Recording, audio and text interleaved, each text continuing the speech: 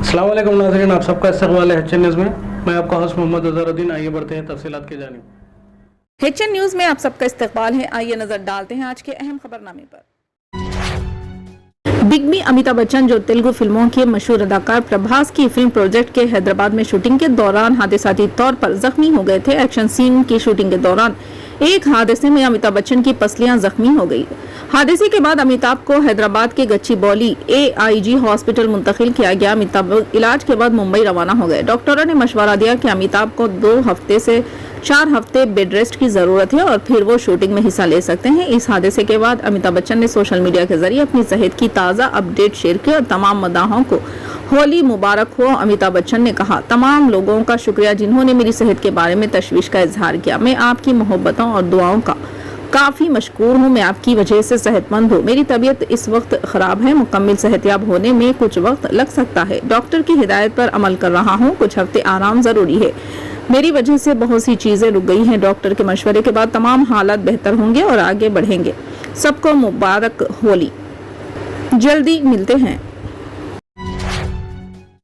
तेलंगाना के निर्मल जिले में PM श्री स्कीम के स्कूलों के इंतखाब के अमल में बदउनवानियां करने वाले जिम्मेदारान के खिलाफ कार्रवाई करने का सत्तेजा तंजीमों की जद्दोजहद समिति ने मुतालबा किया और अदम कार्रवाई पर जारिया माह की 13 तारीख को बड़े पैमाने पर एहतजाज करने का कायदीन ने ऐलान किया। इस ज़िम्मन में मंगल के दिन जिले मुहततिम तालीमात डॉक्टर A रविंद्र रेड्डी से कायदीन ने मुलाकात करते हुए धरने की नोटिस पेश की। इस मौके पर जद्दोजहद समिति के कायदीन ने TSTUTF जिले सदर दासरी शंकल बक्कना TSPTA और मेवा जिले सदर शेख शब्बीर अली, कायदीन साजिद मेराज, ZH मसूद, TPTF जिले सदर Vijay Kumar, SC/ST teachers union जिले सदर राजेश नायक ने इल्जाम करते हुए कहा कि जिला स्कूली तालीमात दफ्तर रिश्वतखोरी के अड्डे में तब्दील हो चुका है। इन्होंने वाज़ेह किया कि रिश्वतखोरी के वाक़या से कई बार जिले मुहततिम तालीमात डॉक्टर A रविंद्र रेड्डी को वाकिफ करवाए, बाद में कोई कार्रवाई नहीं की गई।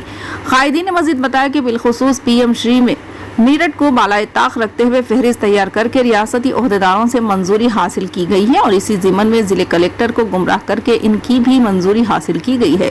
इस फहरिस्त में तरमीम करने की ख्वाहिश करते हुए जिले कलेक्टर को याददाश्त पेश की गई। इतना ही नहीं बल्कि इन बदउनवानियों के खिलाफ रियासती ओहदेदारों से भी शिकायत की गई। BRS के सदर व चीफ मिनिस्टर चंद्रशेखर राव ने कानून साज असम्बली के कोटा के तहत मुनक्किद होने कौंसिल की 3 सीटों के इंतखाब के लिए पार्टी उम्मीदवारों के नाम का ऐलान किया, जिनमें दिशापति श्रीनिवास, के नवीन कुमार और चिल्ला वेंकट राम रेड्डी शामिल है। चीफ मिनिस्टर KCR ने तीनों उम्मीदवारों को मशवरा दिया कि वो इस माह के 9 तारीख को पर्चा नामजदगी दाखिल करें।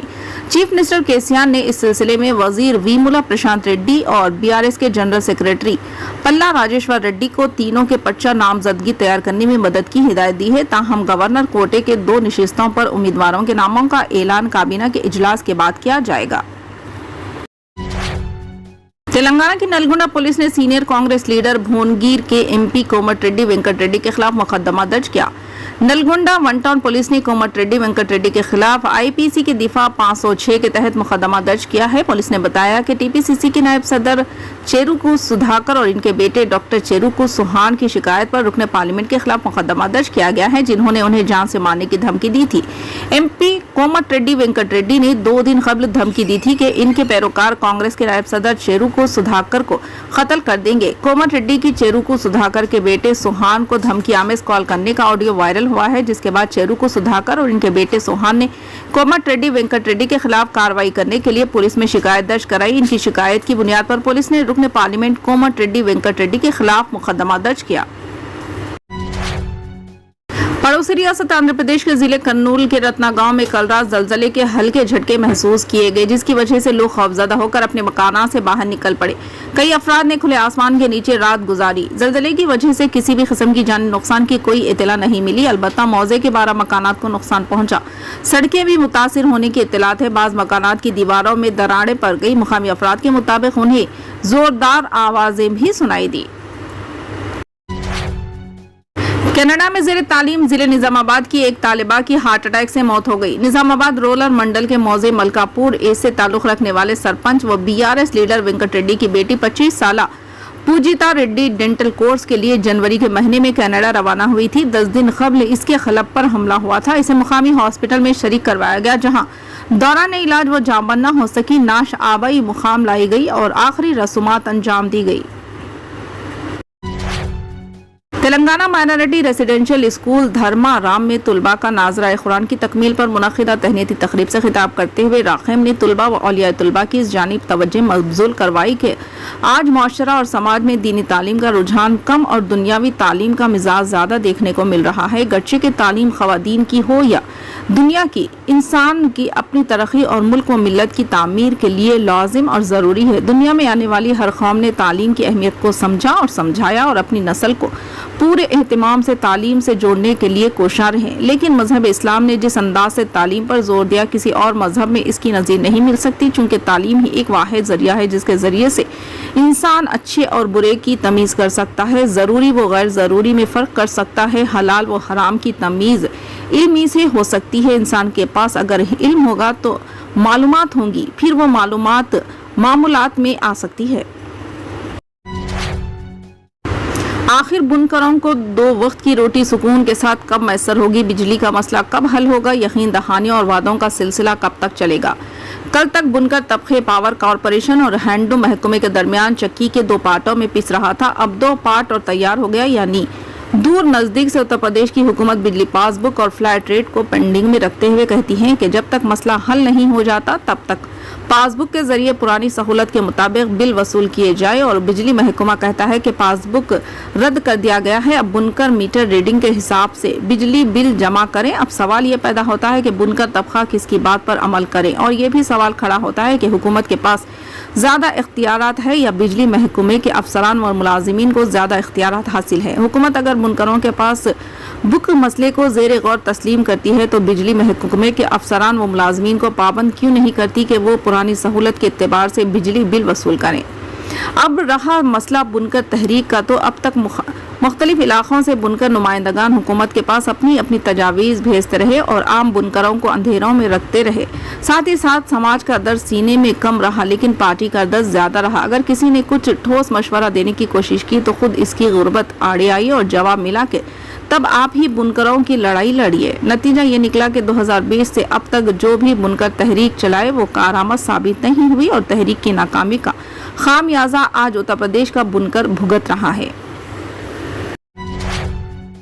نارائن پیٹ ضلع جج عبدالرفیع نے ڈسٹرکٹ RTO آفس میں یوم خواتین کے حوالے سے منعقدہ میٹنگ میں کہا کہ سب سے پہلے انہوں نے خواتین کے دن تمام خواتین کو مبارک دیتے ہوئے کہا کہ خواتین کے خلاف شوہروں کی طرف سے گھریلو تشدد اور ہراساں کیے جانے کے کئی واقعات ہوتے ہیں، جہیز کے لیے ہراسانی کی وجہ سے بہت سے مسائل کا سامنا کرنا پڑتا ہے۔ ایسی صورت میں خواتین کو ہمت سے کام لینا چاہیے اور ایک قدم آگے بڑھانا چاہیے۔ عدالت سے طلاق لینے کے بعد اگر شوہر اس کے ساتھ زیادتی کرتا ہے تو وہ اپنے شوہر کے بنائے ہوئے گھر میں رہ کر بچوں کی دیکھ بھال کر سکتی ہے۔ سپریم کورٹ نے کہا کہ خواتین کو باپ کی جائیداد میں 50% حصہ دینے کی مساوی حقوق حاصل ہے، اور 1975 میں اقوام متحدہ کی جانب سے خواتین کے عالمی دن کا باضابطہ طور پر اہتمام کیا گیا تھا، جس میں خواتین کے ساتھ ہر لحاظ سے مساوی سلوک کیا جانا چاہیے۔ سماجی اور سیاسی طور پر خواتین مردوں کے برابر متحرک ہے اور تمام شعبوں میں آگے ہے۔ انہوں نے یاد دلایا کہ سپریم کورٹ نے فیصلہ دیا تھا کہ عورت کو شادی کے بعد اس کے بھائیوں کی جائیداد کا نصف حصہ دیا جانا چاہیے۔ 18 سال سے کم عمر لڑکیوں کو محبت کے نام پر دھوکہ دیا جا رہا ہے۔ معاشرے میں خواتین کے ساتھ ہونے والی ناانصافی کو روکنے کے لیے والدین کو اس معاملے میں لڑکیوں کا مناسب خیال رکھنا چاہیے۔ دہلی کے پرگتی میدان میں چل رہے عالمی کتاب میلے میں معروف شاعر اور بین الاقوامی سہ ماہی ادب عالیہ کے مدیر ڈاکٹر فریاد آذر کی نئی کتاب شعروں کے انتخاب نے رسوا کیا مجھے عرف بیت بازی کا اجر۔ قومی اردو کونسل کے پویلین پر پروفیسر رحمان مسرور، معین شاداب، محمد خلیل سائنٹسٹ اور یاسین انصاری اٹاوی کے ہاتھوں عمل میں آیا۔ پروفیسر رحمان مسرور نے فریاد آذر کے کلام خصوصیات بیان کرتے ہوئے انہیں اس دور کے چند اہم شعراء میں سے ایک ممتاز شاعر قرار دیا۔ معین شاداب نے فریاد آذر کو اس دور کا بہترین شاعر قرار دیا۔ محمد خلیل سائنٹسٹ نے فریاد آذر کی شاعری کا سائنٹیفک تجربہ پیش کیا اور کہا کہ ڈاکٹر فریاد آذر کے اشعار کو سائنس کی روشنی میں بھی پرکھا جا سکتا ہے۔ فی الحال کے لیے اس خبر نامے میں بس اتنا ہی۔ دیکھنے کے لیے آپ کا بہت بہت شکریہ۔ اگر آپ نئے ہیں اس چینل پر تو سبسکرائب ضرور کر لیں اور بیل آئیکن کو دبا لیں تاکہ ہماری ہر خبر آپ تک پہلے ملے۔